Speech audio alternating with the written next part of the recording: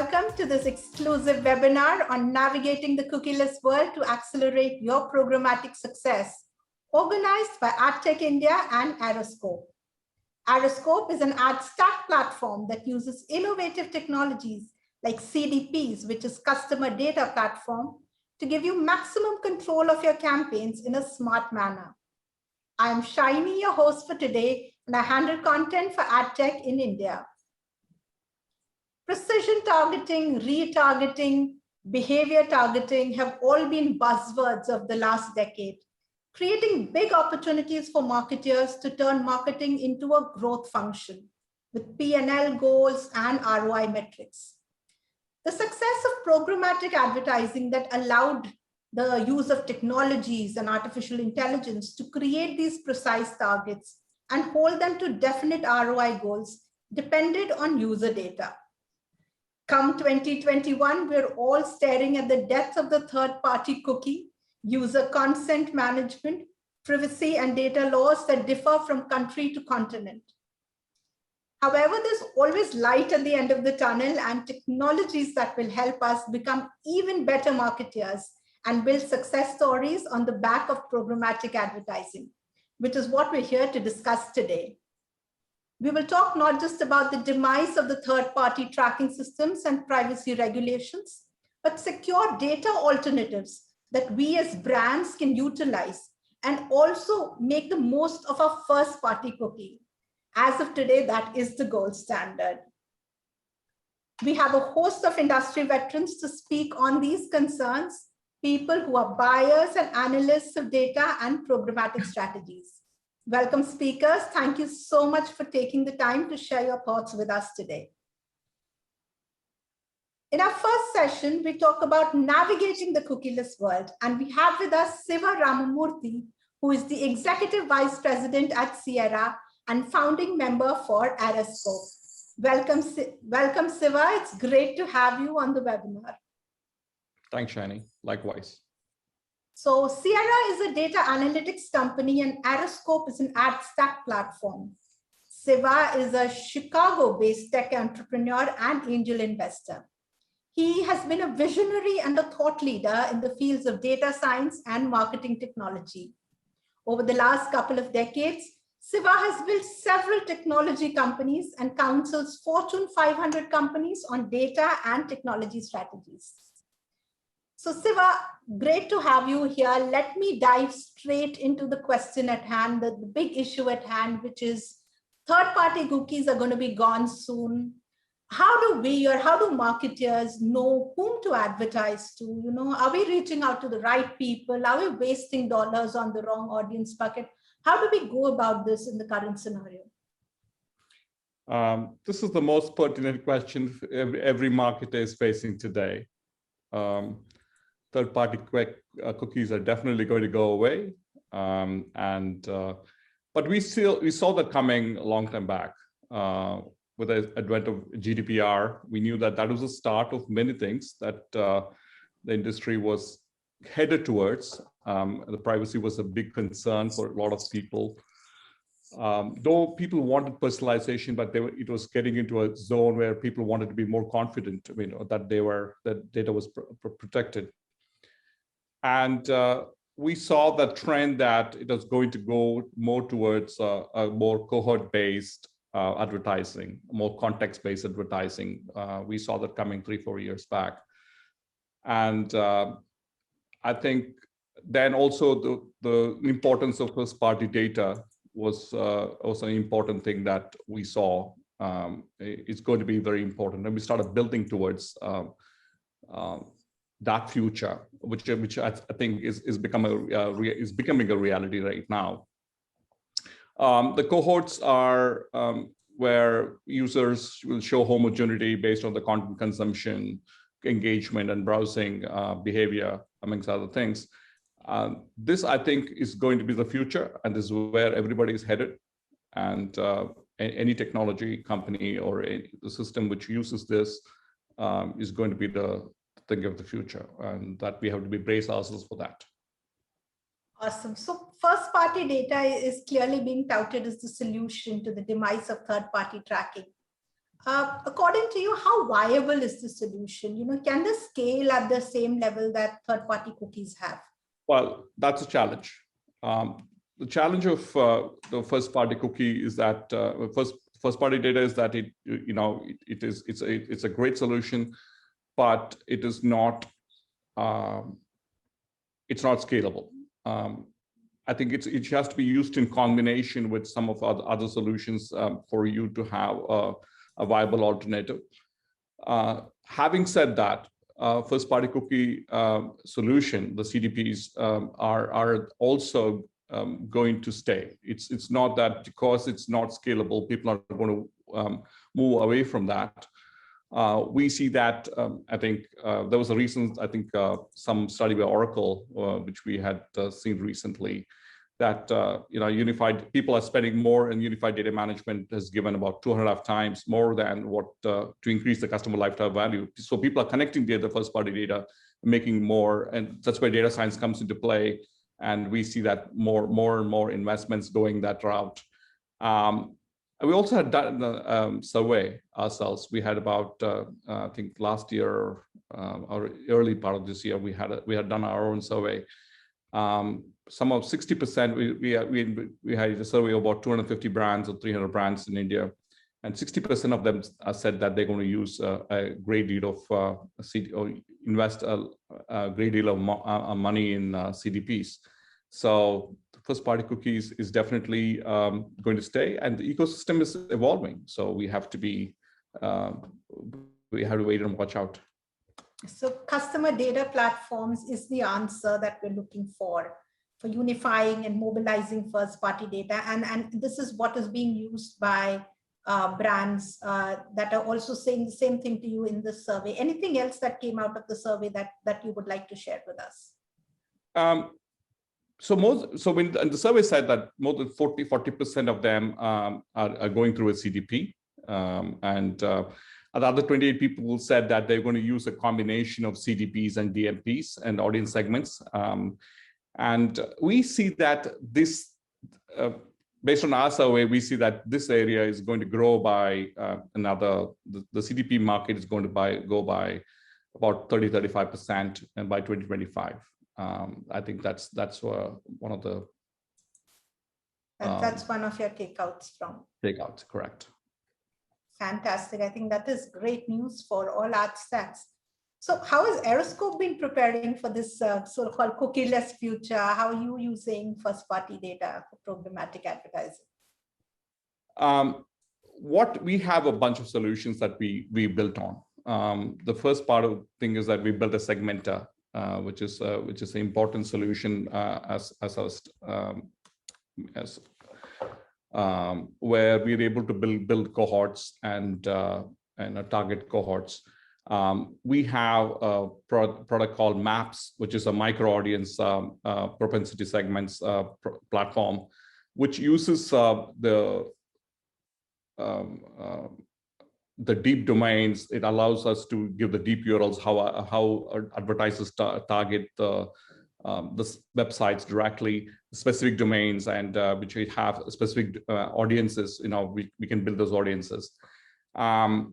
Then we have, and so it's not just a one-trick pony. It's a combination of solutions that we need to have to address this problem. It's one part of a CDP, one part of the segmental solution. We have the third part is we have a model factory, which connects all these data points and allows them to, in a context base at real time, provide a solution. So, and the fourth part is that we are also working with our partners. We are working with LiveRamp, other partners, though their role in this whole zero tab LiveRamp, their role will be well defined in the years to come. But it's a combination solution which allows us to solve this problem. It's not a one-trick pony. That's how we see the solution forward. Okay, so it's going to be multiple things, multiple people, and multiple technologies coming together to give us a solution to this. But nevertheless, there will be a solution. Thank you so much, Siva. This was a Fantastic conversation, a really eye-opening conversation, actually. Thank you for sharing these solutions with the industries today. It was a real pleasure speaking with you. Appreciate the time and thank you. Hope we added some value here. Absolutely. So the report Siva was previously referring to is based off a survey done by Aroscop and AdTech teams with over 300 advertising leaders representing the best of brands and agencies in India. We've collated the valuable insights into the report, mobilizing first-party data for programmatic advertising in a cookieless world. You can see the download link for the report on your screens right now.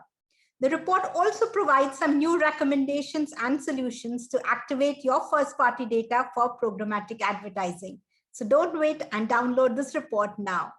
Moving on for our next session, which is called Win with Data, how to navigate the cookieless era to build a winning data strategy to accelerate your programmatic success.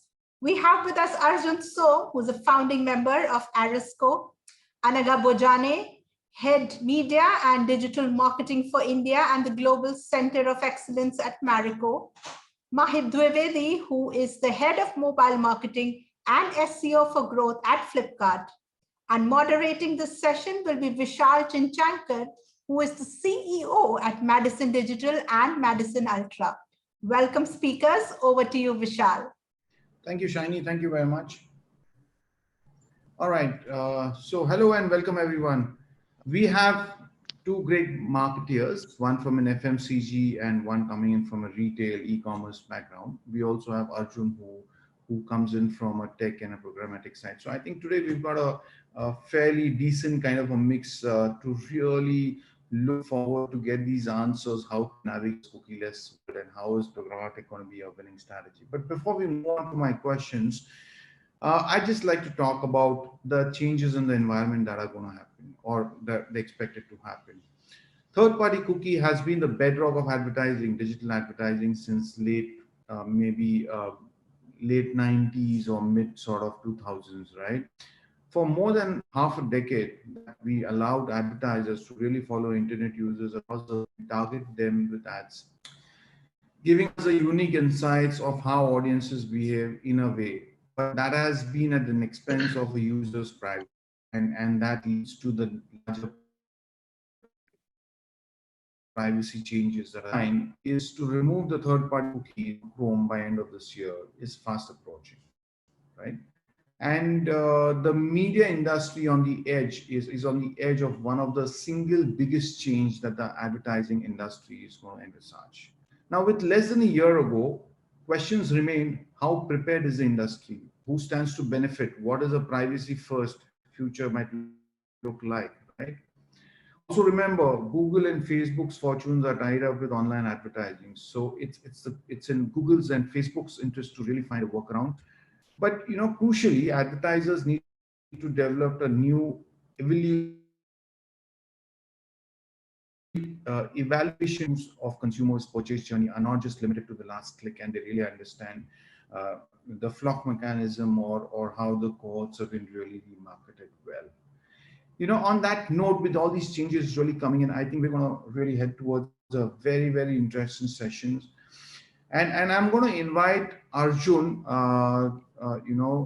first to really give me his perspective of, Arjun, can you really share in some of the ways that cookies have been used now and how these cookies have been phased out? And will this really impact marketeers? Give your perspective, since we have marketeers from FMCG and e-commerce as a category. Just sort of bend your answer towards that category. Sure. Thanks, Vishal, for setting up that premise. And it's a question that everybody has in their head in terms of what we were using cookies for and what we will not be able to do anymore once they go away. So in terms of usage of cookies, it comes into four main strategies in digital media buying. First is, of course, the very basic, which is frequency capping, which essentially lets you limit the number of times a user sees your ad, right? So it helps with reduction in ad fatigue, increases your reach, and also reduces the spillage of your ad dollars, right? So this has been a basic strategy in almost every campaign used by every marketer. Right? The second strategy that cookies was used for is personalization, right? So personalization comes in two aspects. One is when the visitor visits my website, based on his past browsing and purchase behavior, can I change his experience on the website, right? Secondly, if the person is visited on my website and is right now reading the news somewhere, what product or service do I place in front of him to ensure that he has a propensity to click on that ad or creative and come back to my website and purchase that product? So personalization essentially is used for these two aspects. The third aspect is behavior targeting. So supposing a brand doesn't have any pre-existing group of users that have visited them, and they want to reach out to new users. In that case, behavior targeting is something that was enabled by DMPs and data sellers. So supposing someone wants to reach out to young mothers or working professionals, white collar professionals. So this data was collected by the DMPs from various data sources using cookies. And with the deprecation of cookies, collecting data from various sources will become much harder and almost obsolete as a technique for targeting. And the final and the most used technique or feature of cookies was retargeting.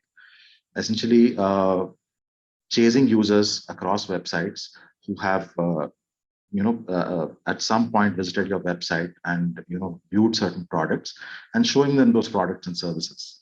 Now the level of sophistication in retargeting changes depending on the provider. So you have DCO players who are way more AI driven, integrating the brand's catalog and showcasing products that are highly relevant to the user. And then you also have players who just look at the last page visited by the user and just showcase that product or service to the user on various websites. Now, what is common in these methodologies and what's also the point of contention today is cookies, which would enable multiple parties, the advertiser, the ad tech platform, the publisher, and the user to seamlessly synchronize this information using cookies, right? Now, the digital advertising ecosystem primarily is split into two formats of advertisers. First is the performance advertisers who are optimizing to a certain LTV, and second is the brand, which is optimizing for reach. Now, it's great that we have Anagha and Heap here who represent the largest spenders in each of these categories of advertisers.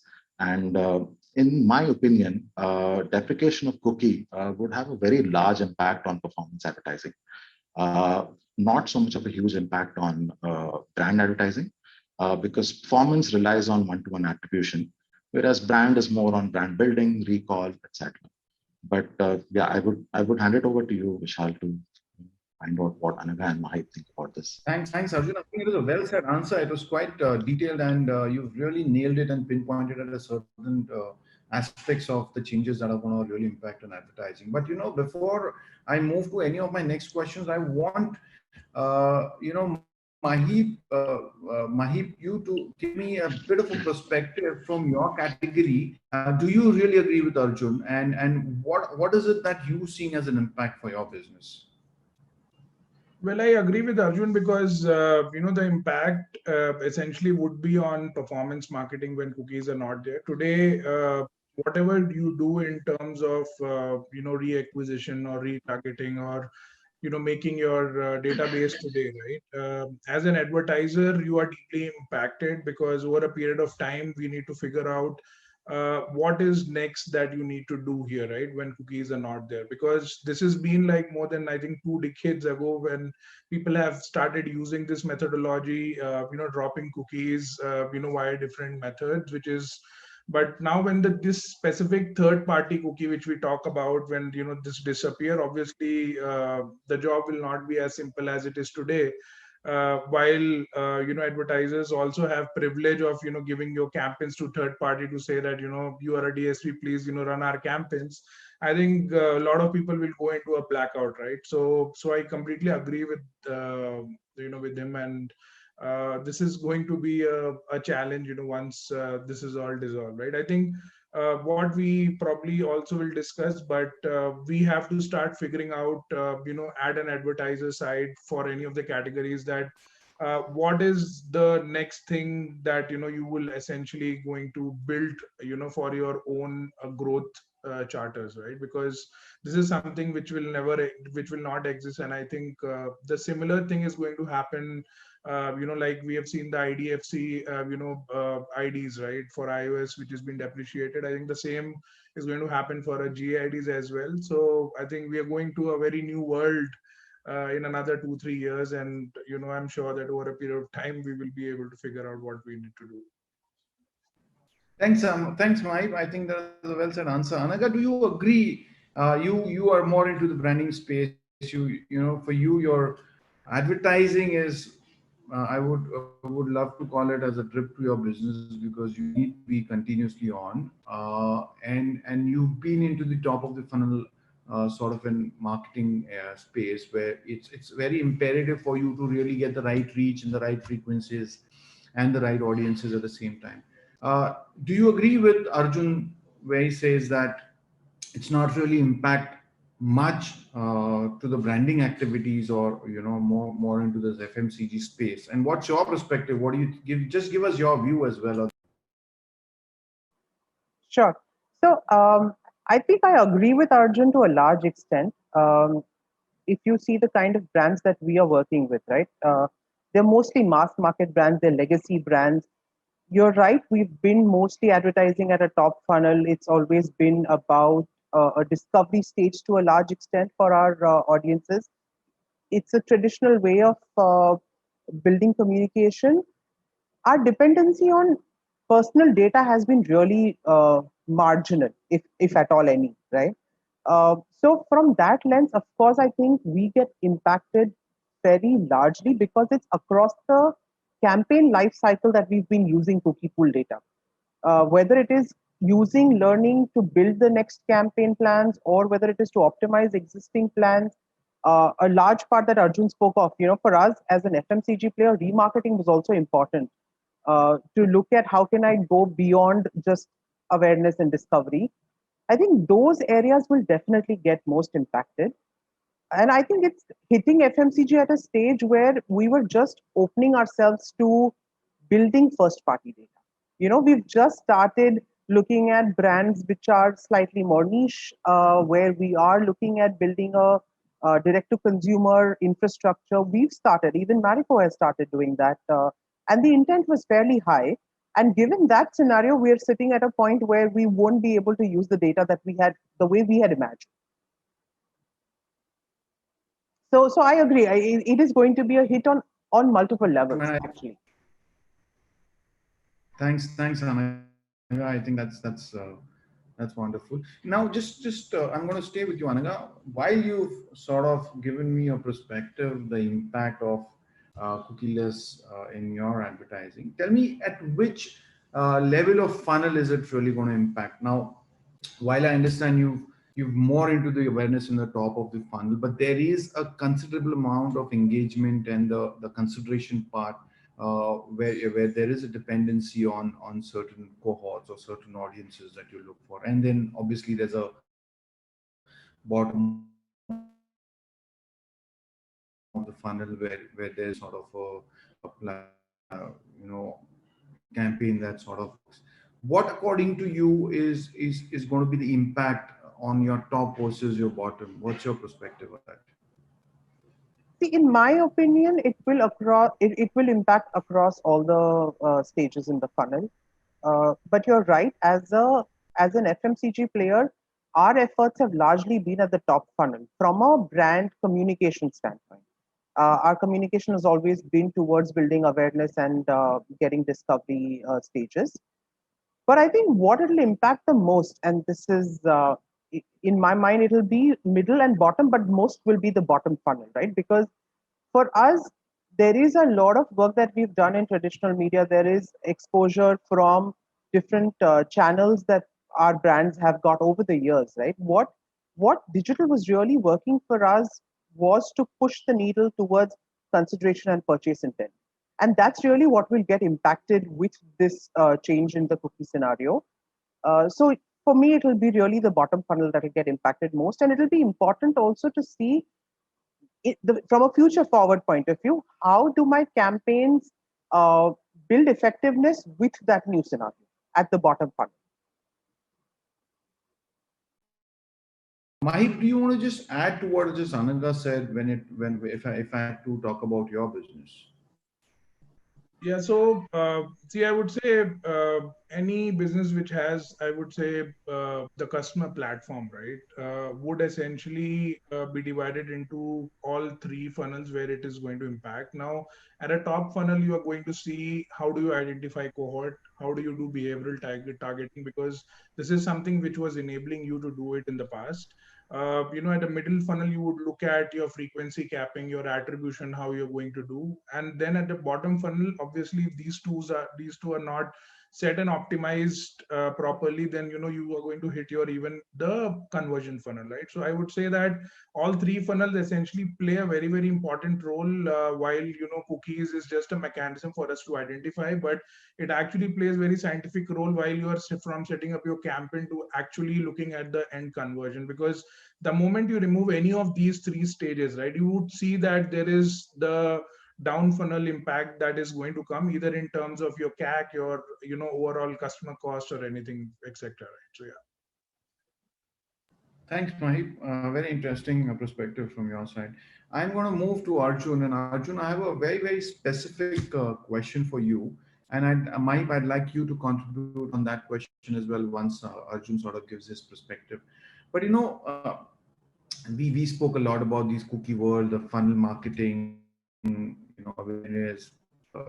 But what's really happened, right? Without cookies in the browser, there's individual data that's not getting collected. On one hand, there is Flock, which is federated learning of cohorts. Largely, the marketing is more going to move into a way of cohort marketing, right? Which will come into the picture. You can't really, look at individuals initially when someone really came to Flipkart and really clicked on a particular product, that particular product sort of chased him till he really purchased it. Now, and that's something which probably may come to a bit of a slowdown or an end, because that's more going to be of cohort. Now, while Google claims that, Flock having 95% of efficacy, Arjun, give me your perspective. You run a DSP, you have a lot more technology products. Is that closer to 95% of efficacy, or do you think that it's a wait and watch situation? That's a very interesting question, Vishal. And to be very frank, currently what we have from Google is the Google Privacy Sandbox. Now, these have various open APIs, which include Pigeon plus Google Attribution API, Flock being one of those APIs. Apart from that, we also have reduction in noise API, and also authentication API, and a few other APIs. So the one thing that I see that will be good is the CAPTCHA-like auth token that Google is going to push through the sandbox. This will help reduce fraud to a very large extent. So that will be a very good feature that Google is coming up with. But downstream, when we look at Flock, we are so used to one-to-one measuring and one-to-one attribution and one-to-one targeting. With Flock, there's a sudden change in mindset that all of us need to take, right? Which is, how do I group users based on behavior? How do I mobilize those group of users, which is a cohort, using various ad platforms? How do I show them the right product or service, depending on how they engaged with my website, products or service?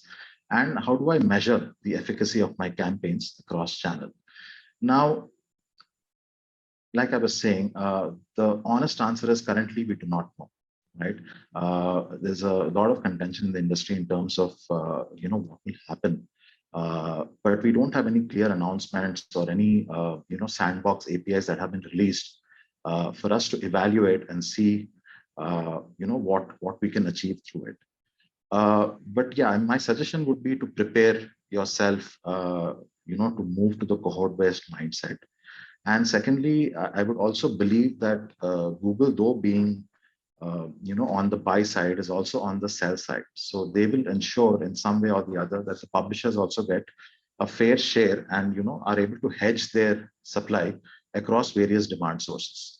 So I believe that the outcome would be fair, with a slight leaning towards themselves, of course. But yeah, so wait and see is what I would say, Vishal. Thanks, Anjur. Arjun, now that you're also into this business of programmatic, and obviously your business is going to be impacted, because large chunk of advertising really comes at the bottom of the funnel, performance marketing and all. While Google, while the giants may say that, 95% of efficacy will build in with this flock and all that stuff, what's your readiness? What's the kind of, as a business, are you sort of working around some sort of a workaround to, come closer to what it was, before this privacy is implemented? Is there any plan that you have as a business? Yeah, so you're right. Our business will get affected. We'll see significant drop in revenues, I think, immediately after the blocking is done. I mean, in fact, we've already seen a drop in CPMs in markets outside of India, where you have a significant portion of traffic coming from Mozilla and Safari as well. So we've seen a drop in CPMs of about 25 to 40% in some cases. So it has affected our business.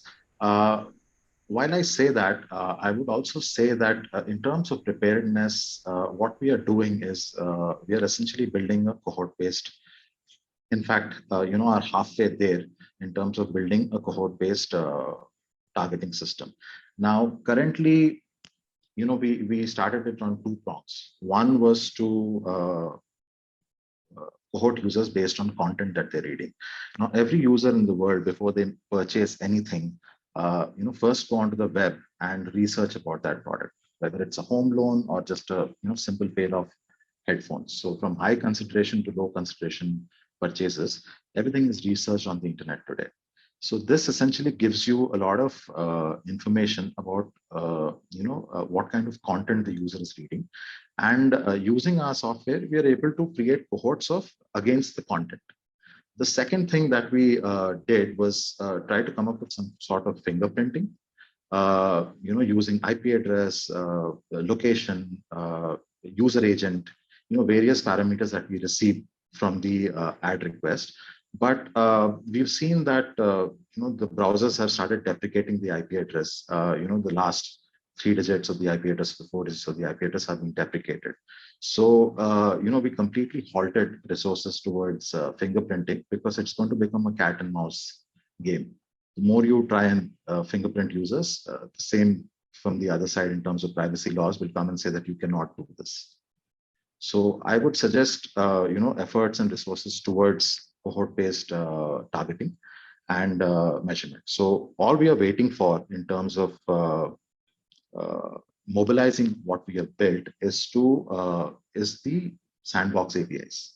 Once we have those, we will figure out how to integrate those, figure out the technical handshakes between us and the supply, as well as us and the demand, and try and find a handshake across parties, while ensuring that we have user consent across the board.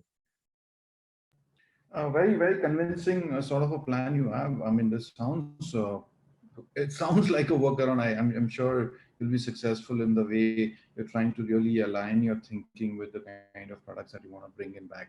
But the next most impacted business from a marketing perspective is going to be yours, Mahip, right?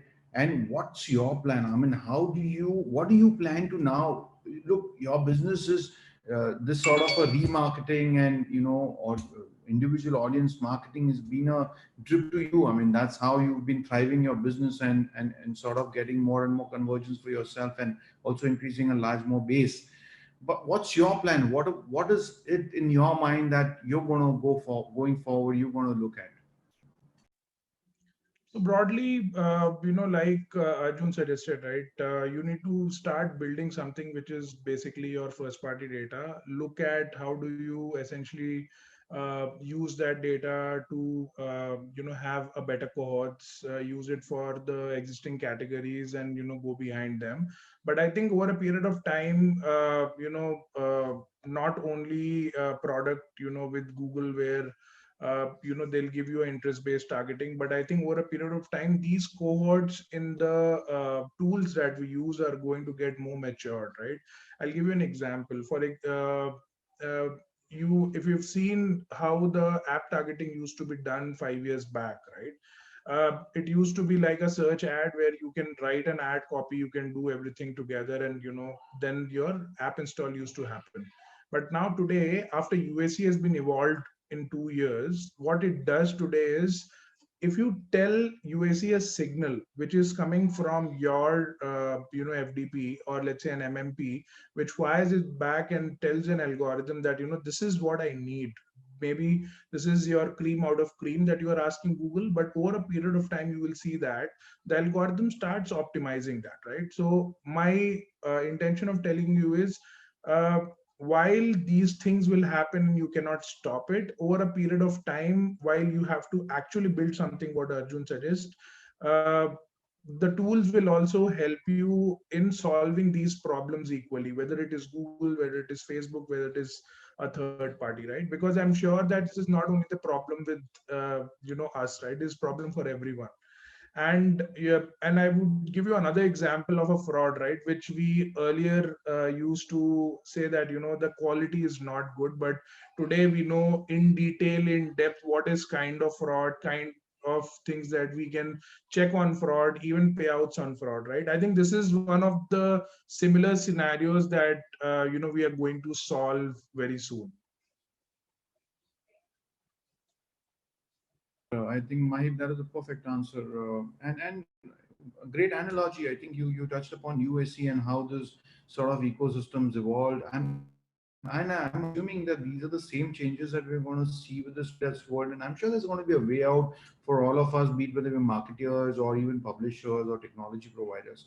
There's going to be a way out. Google, being a Google and a giant, I'm sure they're trying to figure out what else they're going to do, because the business really thrives on this advertising monies that we spend, the dollars that we spend.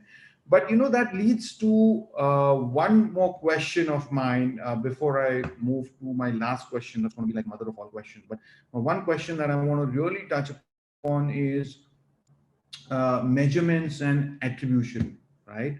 Today, we've at least put some sense, we've put some logic, we've put some sort of an algorithm which at least helps us arrive to a consensus saying that, oh, these are the finest measurements that we've built, right? Over the learnings that we've built, over the campaigns that we've done, be it whether it's a hard KPI measurement or a soft KPI, or whether it's a view completed view through or a view through attribution. And where attributions always have a lot more challenges, because you have 5 things running at the same time and you really don't know what's going to work in.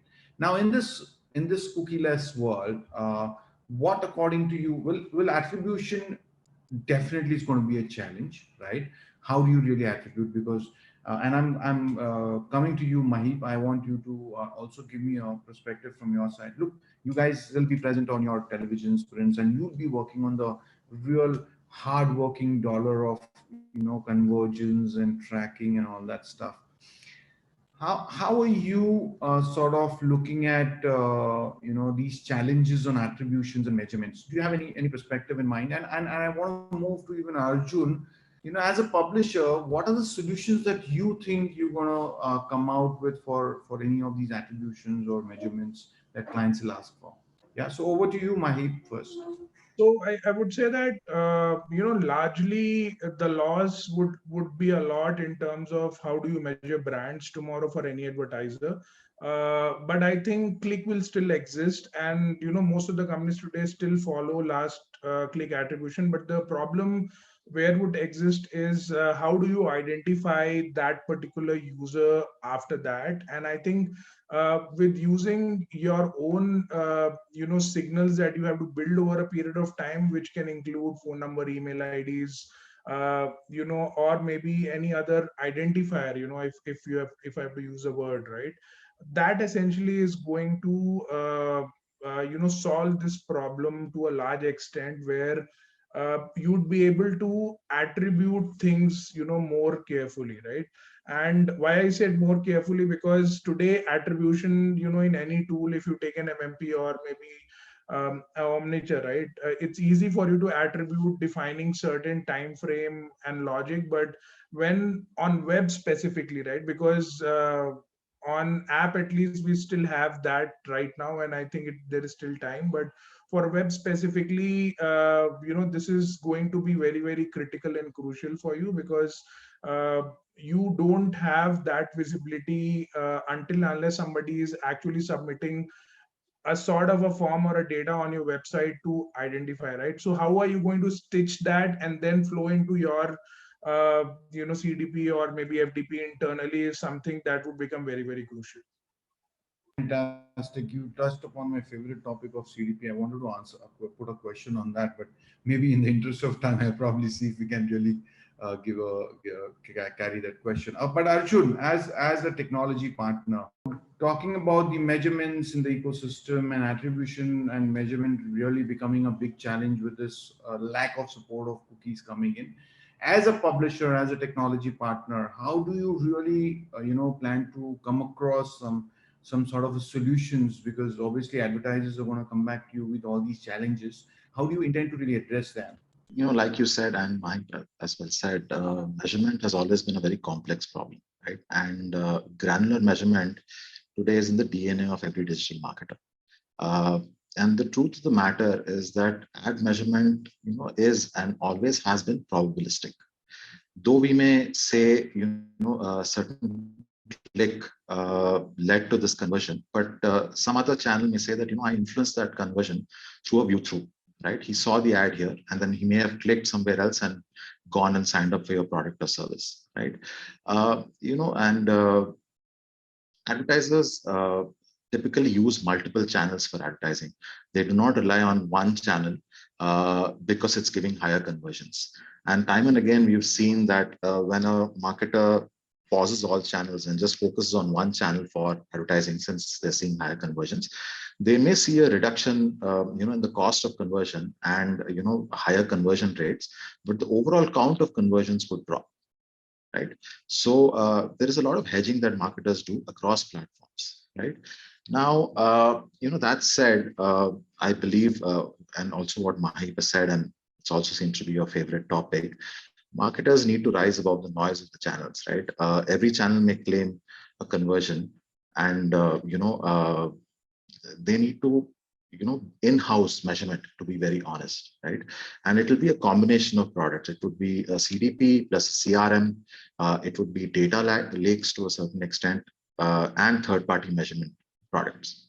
And combining all of these, they'll have to create a strategy to ensure that they're able to track the efficacy of every campaign and every ad dollar spent. Apart from that, as I was saying before as well, Google has promised the conversion measurement APIs, part of its privacy sandbox, which will allow brands and platforms to know if a certain user saw the ad and eventually bought the product. Of course, it will be in a privacy safe surrogate format. It won't be one-on-one is the assumption, but it will still exist as a measurement technique. And what I believe here as well is that, as I was stressing the point before, is the future is going to be micro cohorts, where I can create a micro cohort of users, mobilize them, show an ad to them, and see what happened downstream from that ad, using the sandbox APIs, as well as my own CRM, CDP, and tracking platforms that I use. Thank you, Arjun. Very well answered, and I'm going to use that word micro cohorts in my next few pitches. But I want to move to Anaga, and Anaga, I'm just gonna again stick to the same question of attribution and the measurement piece, because while if it's say any other advertiser which is probably catering to a niche sort of a medium, it's still very easy to look at some level of attribution, saying that what are the 5 areas that I'm working in on. But you guys are into some mass advertising. You guys are all on television, in print, in outdoor, there is a massive amount of OTT that investments that's also been going in, right? So what's your mantra? Is market mix modeling? It's studies that you do which are more of your soft KPIs, or how do you really look at attribution? Because end of the day, I understand that what really matters for you is the reach, the highest reach, more frequency, more penetration into the market, the more trials and all. But end of the day, every dollar that you spend is need to be measured and sort of given some level of attribution. What's your point of view on that?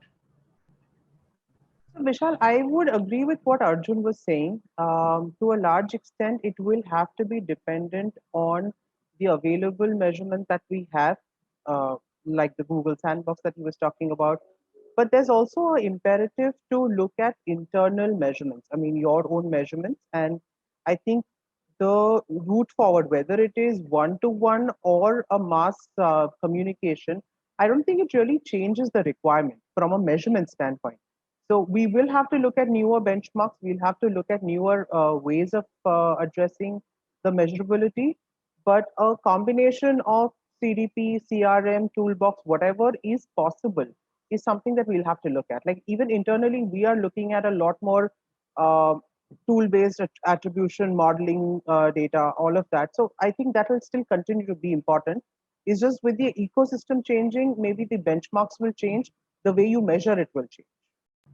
Thank you, Anaga. I think pretty well answered and well covered. So thank you very much, all of you guys. And before I move on to my last question, I'm going to just sort of touch upon the kind of conversation we've had. We spoke about the funnel marketing. We did speak about the impact of this cookie-less world. What are the kind of changes that are going to happen? What are the kind of attributions and measurements it's going to really impact? And I think the jury's out. It's to a large extent there's going to be a wait and watch, because we really don't know which way is this really going to move. While there's a lot more preparation from the marketing side, publishing side, from the agency sides to really counter the sort of situations that we're going to be getting into. But I think it's a time that's going to be telling us a lot more in terms of what newer technologies are going to help us answer all these questions coming in. And just one last question to all of you guys, and I'd like you to just keep it a little brief, and as brief as you can. Just one suggestion or one message that you want to give to these listeners and the marketeers. What would it be? So over to you, Anaga. Vishal, for me, with over 15 years of seeing media from traditional to a digital world today, I think I've not seen any medium that's this dynamic. It's rapidly changing, and it's changing on the go, right? I think in my mind, there is just one constant approach: unlearn and learn. You are student for life. I don't think there's anything else that you can really do with this. Well said. Very well said. I would say that the first party data would become key to the future. Companies should think how to use it at the best. And that's the key thing that we are still not leveraging enough. And I think that's the message. Thank you, Mahit. Thank you very much. Very well said. Arjun, your side? Yeah, so I would say it's a three-part suggestion, or something that I want to tell everyone is, first, you have to see a change in mindset within the organization, moving from one-to-one targeting to cohort-based targeting. Secondly, I would suggest, bring in discipline and company-wide governance to ensure uniformity in data gathering, right? And, third is invest time in identifying right technology partners, as well as in-housing a lot of talent and technologies that help you build your data stack and your user information around your first party data and your first party identifiers. This is the only way that you can handle any future tectonic shifts that we see, as well as ensure that you're slightly agnostic towards the channel that you're using for marketing. Thank you so much, Arjun. I think all three of you have answered really beautifully. And on that note, I really want to thank each one of you, all my panelists, for this interesting session. I'm sure my listeners, everyone would have also enjoyed this. On that note, thank you very much, and we'll meet again. Thank you. Thank you so much for that insightful session. I think we have all learned a thing or two about how to deep dive into programmatic marketing. Thank you so much, speakers, for sharing that experience with us. Next session is the much awaited first-party data, how to use it, enrich it, and scale it for your programmatic campaign. Joining us here are the heads of media from 3 large companies to share insights on how they're approaching this conundrum. We have Ankit Pandey, who is the head of media at Dyson, Ghazal Bajaj, who is the head of media management at Nestle, and Taranjit Kaur, who is the head of media, digital, and PR at Tata Consumer Products. Moderating this session will be Vishal Jacob, who is the Chief Digital Officer at Wavemaker. Welcome, speakers. Great to have all of you here, and over to you, Vishal. Thanks, Shiney, for those introductions. And hello and welcome everybody to this webinar, where we hope to explore and learn from 3 great stalwarts today on ideas of how to collect first-party data, how to enrich first-party data, and how to activate them for our marketing campaigns. You would have all heard of recent announcements by Google and Facebook, not Facebook, but Google and Apple in the recent times of how they intend to move towards being far more privacy compliant. The end state of that is not necessarily clear to the entire marketing ecosystem, but we know that there are some direct signals which are absolutely clear. For instance, if you look at third-party cookies, there's definitely going to be some changes that's going to be happening, and there third-party cookies are going to cease to exist. And anyone who understands a little bit about digital marketing will know for a fact that third-party cookies play a very, very critical role when it comes to segmenting audiences, when it comes to targeting audiences, retargeting audiences, and so on and so forth, right? So with these changes happening, a lot of publishers have taken note, and the entire ecosystem have taken note of some of these changes.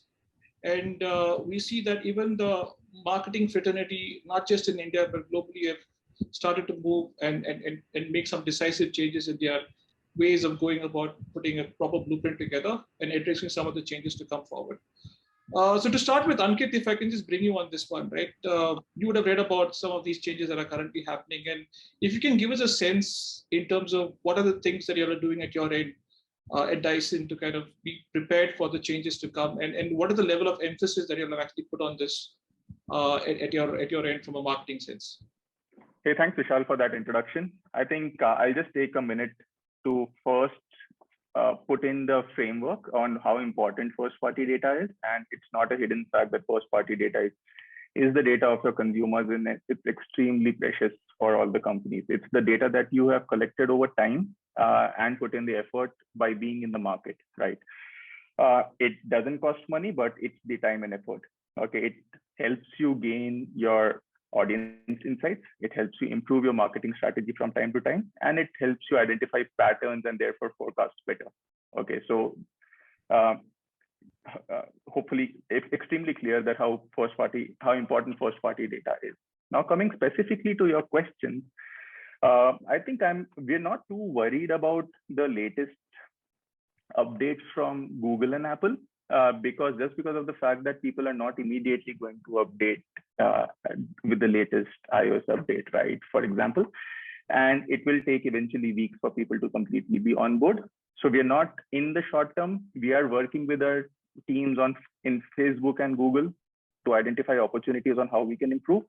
But in the long term, we completely agree that this is going to reduce audience sizes eventually. And we will need to be extremely nimble in our digital marketing campaigns to see how our campaigns are getting affected by this change, and eventually try and pivot by looking at the performance over a period of time. So just to summarize, in short term, no such action, but keep working on with the platform experts to identify the best opportunities, and in the long term, keep on identifying how it is affecting the overall audience sizes, and therefore keep on working in optimizing those campaigns. Right. So first party becoming very critical, but no immediate steps for now, but work with the relevant partners to see how you can actually leverage them over time to come. Ghazal, if I can just bring you on this one, I think what Ankit was just talking about was on first-party data and how critical that's become, right? But when you look at a large CPG brand like Nestle, for instance, collection of first-party data can become a huge nightmare, actually. So just wanted to get your thoughts on that. How do you go about collecting first-party data and also enriching it, right? So what's the process that you'll follow, and what's the level of emphasis that you'll put on collecting first-party data into it? Vishal, you really hit the nail on the head when you say that collecting first-party data for CPG clients is extremely difficult. And let me draw this parallel to you. You know, a lot of people resort to just having a website, and where they assume that you simply get people onto the website and there you go, you have your data. You enable a registration there, you put your content behind the registration, and that's it, you have your data. But unfortunately, when you talk about your CPG brands, it's actually a deterrent, because the only thing you want to talk about is the product. So if you're talking about an instant noodle brand, you're talking about a coffee brand, the only thing you've really got to share with your consumer is product information on the website. And with that, the moment you say, you know, this is behind the registration wall, it's actually gonna work as a deterrent for us, because I'm saying, hey, I want to show you my product information, but you've got to register for it. Why would somebody ever do that? So what we've started doing is we've started questioning what's the real role of this website from a consumer standpoint.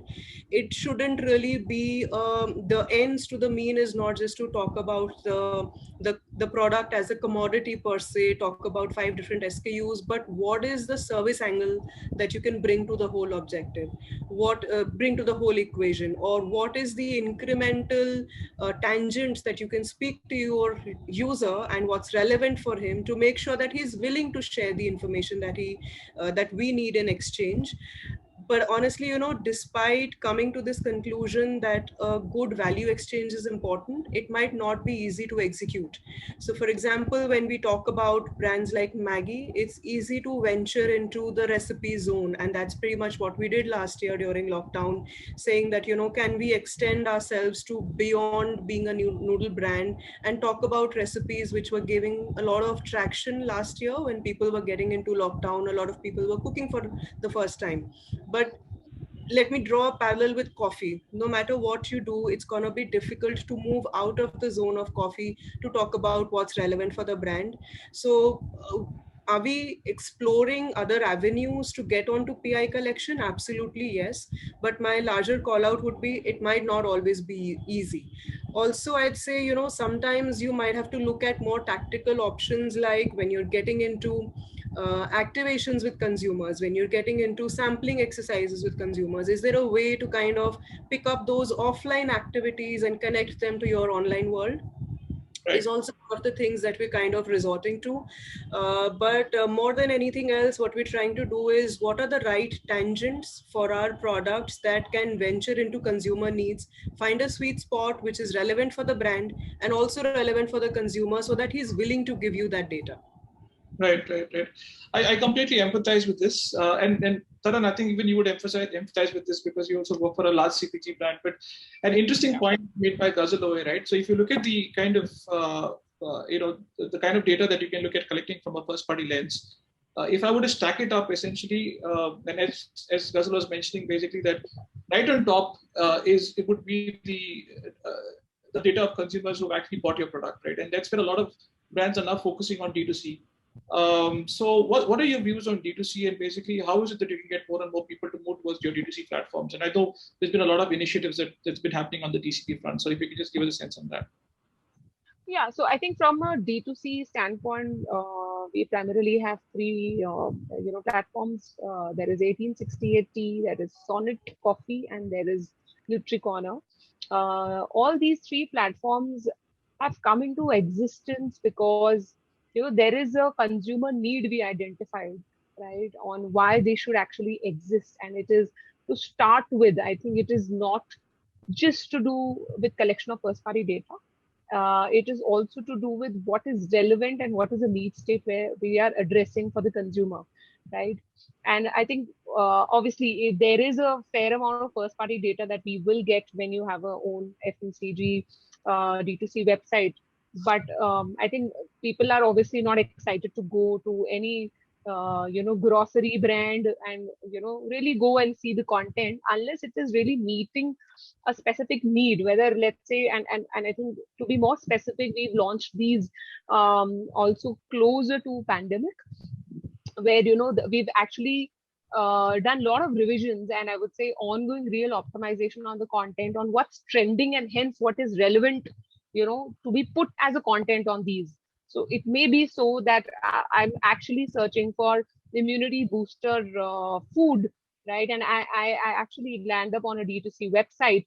But if it is just about buy me, I think obviously the bounce rate is going to be not good, right? But versus if you actually talk about, how can you boost your immunity and then embed the brand somewhere there, right? And I think one is, I think as a FMCG brand, we need to be a little more honest in terms of, the consumer is never going to come to FMCG website and buy something with the intent to buy, because there is Amazon and there is Basket where the guy is anyways doing his full month purchase, right? Specifically in these times, or even in a non-pandemic time in an empty outlet.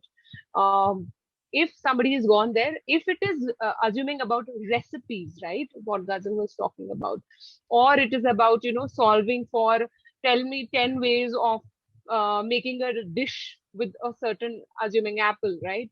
If you are actually solving for certain things and the consumer comes there, then it actually becomes more, I would say, a place that I would want to go and explore what's in it today for me, right? Versus, I had gone there last time and I saw some content. And then in that, when you are subtly embedding the purchase option, I think it does get traction. Obviously, these are very high performance marketing campaigns that we run on the 3 platforms. But I think somewhere content plays a very, very big role here. And without optimization just on media and not on content, it won't work, right? And hence, real-time optimization on D2C websites on content is extremely critical. Okay, got it. Interesting that you say this, because essentially what you're trying to say is that identify need states of consumers, find the right kind of content, and get a strong value exchange, and then bring them on board for D2C. That's probably the right recipe to success. So Ankit, on that, just again bring you back into the discussion over here on this one. So for instance, when you look at identifying need states, one of the key and the most essential parts over here is to kind of look at your consumer data and enrich them, right? So this entire process of enriching your first-party data with third-party providers, or just trying to understand who this first-party data partner that you currently have on board. How do you go about this entire process of enrichment, and what are some of the ways you would like to kind of go about doing this? Yeah, frankly, so our presence in India is fairly direct.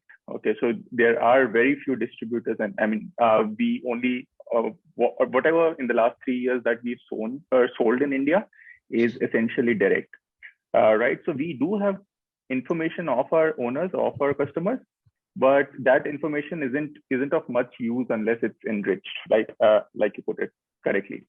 Now, apart from the basic demographic details like age, gender, geo, your data enrichment also would include behavior, segments, interests, etc. And that is essentially that is something that you get once you layer it with a DMP, right? So we make use of such infrastructure. We put across such an infrastructure which gives us rich insights on who our owners are and where are they based out of. So just the basic demographic details. And on top of that, how do I identify these specific owners across particular cities? What is their affluence level? Those details, and on top of that, the ability to find these owners by creating lookalikes of those on digital platforms therefore becomes very important. So across all our digital media platforms, these are some of the basic fundamentals that we put across in place to identify our owners and what segments they're from. Got it. And just a follow-up question on that, Ankit. You talked about how you'll have built a very strong, robust way of identifying who your customers are.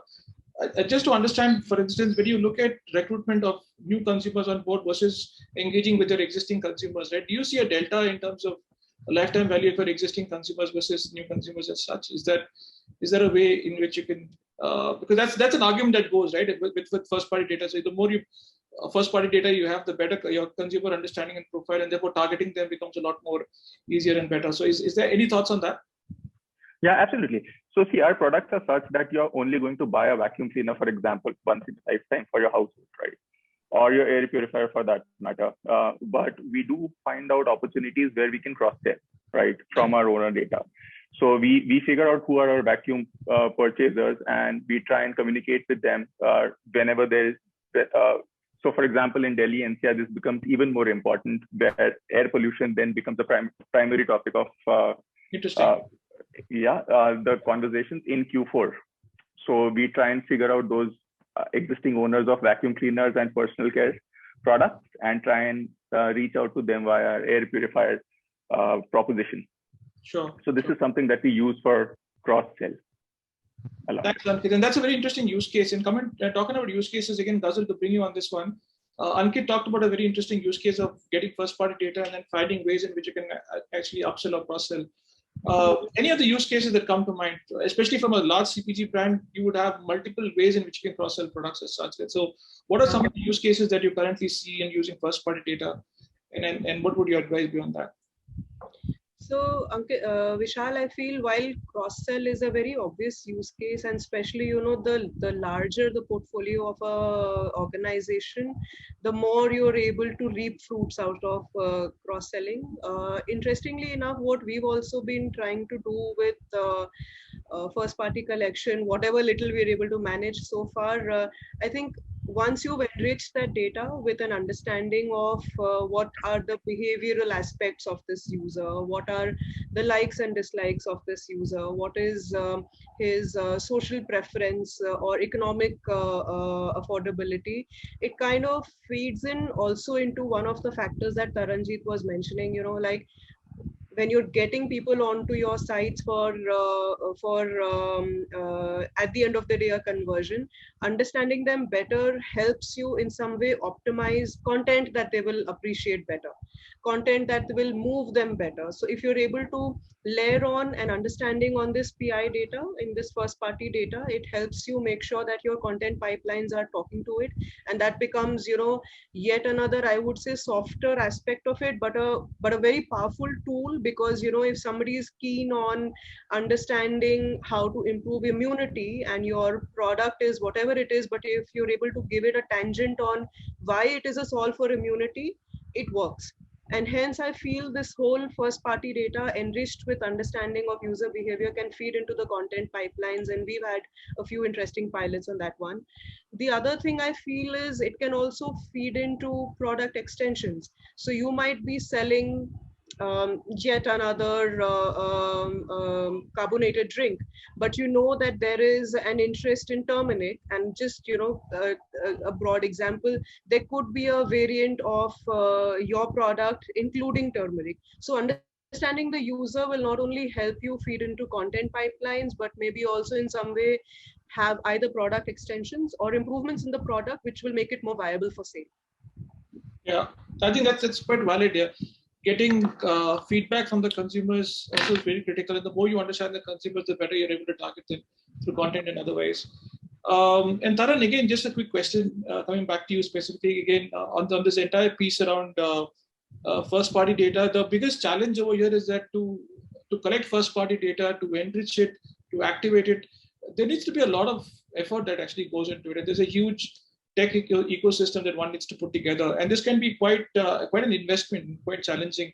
And a lot of companies might not necessarily feel this as an investment as of now. So what are your views on that, right? So how do you balance the investment on one side and also the returns that you could probably get, which is quite futuristic in nature, right? So, and also the entire piece on how to bridge the entire pieces together. How do you go about addressing this challenge, and what's your views on that?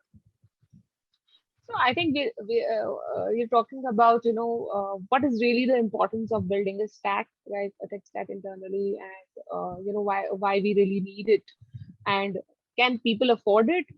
See, I think there is first, I think the way digital is today for all the marketers, a lot of things are done because it's in fashion versus it is a need, right, for marketers. I would definitely urge whoever is really attending this webinar is that somewhere you need to segregate why you need a stack, right? And what is it really adding to, right? A stack is specifically needed for any advertiser, right? Who actually wants to have a continued presence on digital, anybody who has most of their investments on digital. If you don't have so much of your investments, or you do, it is not, I would say, needed, right, for your specific category, right? You don't have to really invest in stack, right? But if of course you are spending a lot of your investments on digital through your digital marketing campaigns or your media campaigns, it with the cookieless environment hitting in, I think it is even more imperative that a stack is something that all advertisers should build. Because the thing is that if you don't have a stack, what it really I would say gives you a minus of is that you're not future ready in the way the cookieless environment has got it. Tomorrow something else will get hit, right? You're not really owning the data in the best manner. You're putting so much investments on building the digital campaigns, but do you own the data? Can you analyze it to the best of your control in that manner? Not really, right? But the moment you have a advertiser led stack, I think it gives you not just a read only access to your consumer, right? It gives you ownership of the data, where I think a lot of times the challenge that companies may face is also understanding of what it is, right? And there is a requirement of understanding, not just by I would say the media team in advertisers perspective, but also by the IT team within the advertiser, right, who's actually going to help put this together, right? And then there is also a fair bit of understanding you need to do with the finance team, because he's going to sign off on that big bill of a stack, right? And I think that's where the challenges happen. I would say it is not just about, as I said, it doesn't have to be in fashion. It is something which you really require.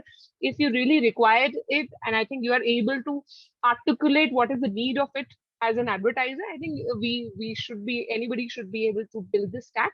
But of course, we would need a lot of technical expert in that manner, right? Where you would actually need someone who's really like able to put the jigsaw puzzle in place, like you were talking about, right? How do you bring the pieces together?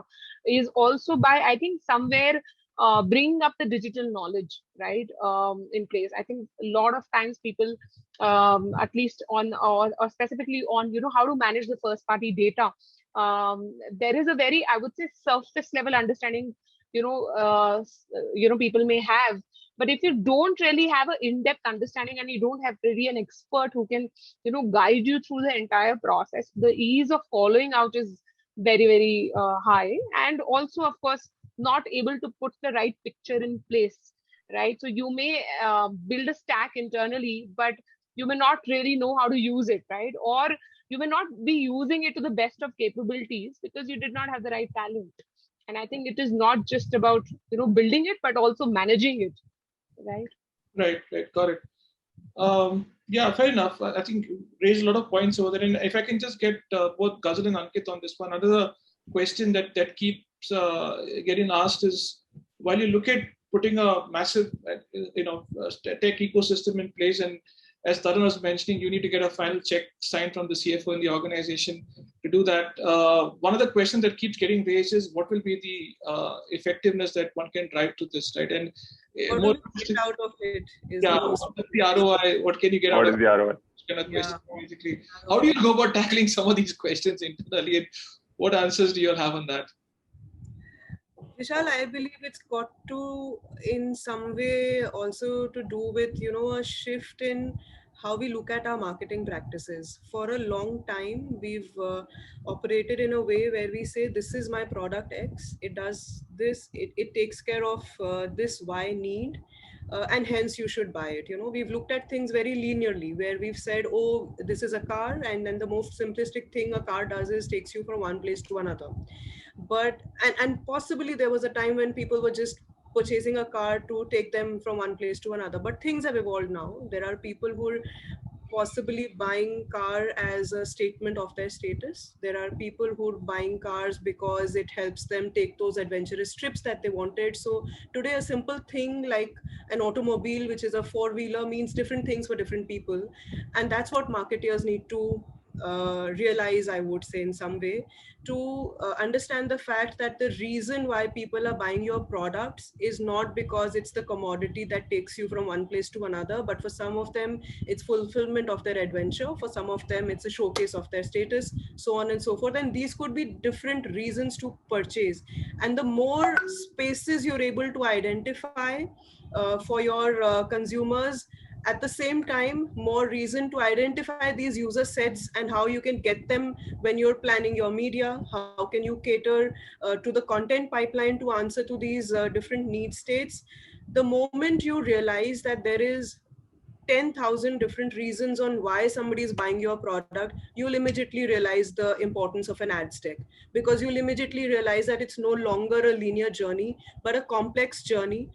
While of course all of us know that even the purchase paths are really complicated now, but put that aside, just look at this equation of 10 different reasons to buy the same product. How will you cater to that with a linear ad stack? You need a complicated ad stack. You need something that can take care of multiple content pieces coming in, take care of tracking of all of those content pieces, whether it's working or not, and eventually make sure that your overall campaign is driving ROI, is what I feel. And that's what we largely try to put out when we're having these conversations internally. Thanks, Kajal. Ankit, any point from you? No, actually, I completely agree with Taranjit and Kajal. And just adding one more point over here, in the cookie-less future, we are essentially looking at a user coming onto your website and you not being able to retarget them like we usually do. And we are so used to doing it right now in the current scenario, right? So what happens to all of those people who come onto your website? Do you lose them in absence of such a tech stack? I think so therefore the importance of tech stack even adds up even more, and it therefore becomes invaluable for a marketer, especially a digital marketer, to get that tech stack in, not measure it in terms of ROI, but because of this tech stack is how you are able to therefore use learning of your current owners, current customers, your first party data, and then expand your audience network on digital, because in future you're not going to be able to remarket or retarget as efficiently as you're doing it right now. Got it. So one last question that I had for all three of you all actually is that there is a lot of noise in this space, right, about how things are expected to evolve. There is Google that has a narrative around data clean rooms. There's Facebook that's also slowly starting to come up with something. Then there's Apple that suddenly make a noise over there. So when you look at the future, right, how is it that what are some of the areas that you'd be looking out for, and would you like to kind of watch out for, and what are your views and what are your predictions, and what would be your recommendation to all the people watching over here? One point that you should be focusing towards, and one thing that you think that everyone should walk away with, right? So anyone, Taran, you would like to go first? Yeah, I think the first thing is that we are a mobile first country, right? So the cookie-less world, I would say, is less effective in that manner, because the cookies obviously exist on desktop.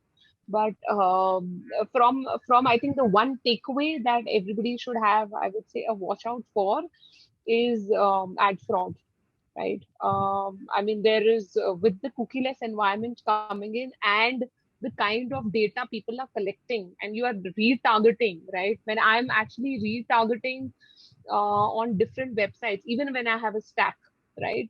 And if I'm doing a programmatic campaign for that matter, right?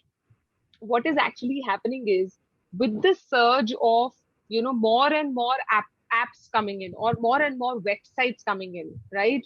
I have more targeting options, right? Even whether I'm on mobile, whether I'm on desktop. And hence, I think one is because there is an issue around privacy, the whole thing around privacy, data collection, etc., that we are anyways facing as advertisers.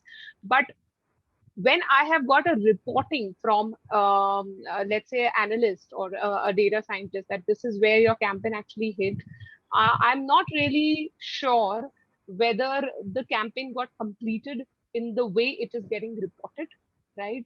There is of course Sismic, and there is IAS, which are third party, data collect, verifiers in that manner. But I think as and when we progress in first party data collection and retargeting as well, when I'm actually retargeting, I may have the right collection of audience pool, right? I'm actually going to retarget. But if I'm running anything which is on a GDN or a programmatic, I get worried, right? Right. And that's where I think I think one thing will be, with the cookieless environment and no third-party cookies being existing, when I'm actually going to retarget, even with a rich pool of first-party data that I've collected, will I actually reach the right audience? If I'm doing a programmatic campaign, if I'm doing let's say a GDN campaign, right? Is my consumer, after doing all the hard work of collecting the first-party data, am I actually reaching the guy in the right manner? And this is something which may exist now, and I think it is only going to get complicated as we go further. I think that is something which, as an industry, we need to really figure out. How do we really prepare ourselves? Of course, I think Stack is something which most of us have started to build on and prepare for the cookieless environment. But as and when you are collecting your first party, it is also important, to, as we were talking about ROI, right? The ROI will not just come by retargeting, but also measuring whether the quality of that retargeting is right or not. And how will you know the quality of the retargeting? Is by measuring the data. And if you can't measure it in the best manner, and you don't know whether it is real the way we know it in an Excel sheet, I think that's where I think we need to solve for. Got it. So targeting precisely and measuring the ROI in more effective ways, right? So that's the thing that one should look for and what should solve for. Okay, got it. Yeah. Ghazal, you want to go next? Just give a quick sense in terms of what were. So Vishal, I think while I completely agree with Taran when she says, ad fraud is a thing to watch out for, I just feel as advertisers, we need to take a step back and understand all of us are worrying about, cookies going away, and hence I want PI data. And for first party PI data, let me put it like that, okay? Yes, you're going to own this data. Yes, you have access to a pool of numbers and email IDs. I think even before we get on to our executions, we should have the answer in our minds on what do you want this number for? And I know that there is a lot of conversation on how Google and Facebook, all of these guys are walled gardens. The newer, supply options that are coming in are also walled gardens. And with that, what advertisers feel is that, if I have my data, I'll own it better and I'll be able to activate it better. The question is, what difference does it make if you have a number? Or what difference does it make if you have an email ID? At the end of the day, if you're going to sync it back again to those large platforms, you're just changing the tech on how you're reaching those platforms. You're not changing what you're doing with the data. So I let me just clarify that better. Okay, so at the end of the day, after collecting your PI data, whether it is in form of a hashed ID or in form of a number or in form of an email ID, if you're eventually going to go back to a Facebook to activate it, are you really changing your execution? Are you really changing what you're doing? Just that your technical route to it is becoming more complicated. So when you're thinking about collecting PI data, I think it's important to first question, what do you need it for? Are you gonna dissect it for different need states and hence answer them separately? Or are you gonna change your execution to what you're doing right now? Because as advertisers, we don't have dissemination platforms. So yes, PI data is important. It does give you that freedom, I would say, from the so-called walled gardens. But I think the two imperative questions also are, what do you want to achieve out of it? And hence, how should your ad stack, how should your PI collection, how should your first party data collection contribute to that is the first question to answer before you get into, what's the scale of PI data that you really want. All right, Ghazal, very, very interesting points. And I think that's one thing a lot of us actually make a mistake, right? We hear a lot of things in the market, and without answering some fundamental questions in terms of what do you actually need it for and what are the use cases that you plan to build on it, we start jumping in and start building on, various I just feel, with cookieless going away, the question is two-ended. What do you want the user to see is a question that involves both media and content imperatives. But somehow, as advertisers, a lot of people are just taking the more easier, doable route. Let me get data, let me get the number, and then I'll see what to do with it. But I strongly feel that it is a question that needs to be answered with both the media and the content sides together, with the consumer at the center of it. Right. Ankit, what would be your take on this finally? My take, I mean, Taranjit and Ghazal have captured everything almost. My take on it would be just one last bit, saying we need to go more organic route now, right? Figure out more ways to identify influencers, identify key opinion leaders, identify communities, and reach out to your target audiences via these platforms, which are more organic, which are more content led, rather than just relying on the tech stack and relying on the data, therefore, to reach out to audiences. So your messaging, your audiences, and your platform, find out newer ways of reaching out to your set of people, and do it more organically rather than just spending money on A, the tech stack, and then B, spending even more on paid media, therefore. So that also could be a approach that advertisers should not lose focus on. Sure. Interesting. So focus on organic ways of bringing in content and data, data through content. Fair enough. Okay, great. So thanks a lot for your time and your inputs, Ghazal, Ankit, Taran. To conclude, I guess it would be safe to say that while we see all of us moving into a cookieless world, it's critical for us to build our first-party data. But as Ghazal was mentioning, that it's not just about scaling up your first-party data, it's also about clearly defining what are the various use cases that you'd want to build this first-party data for, and finding ways in which we can measure the effectiveness of these use cases and see what's working and what's not working.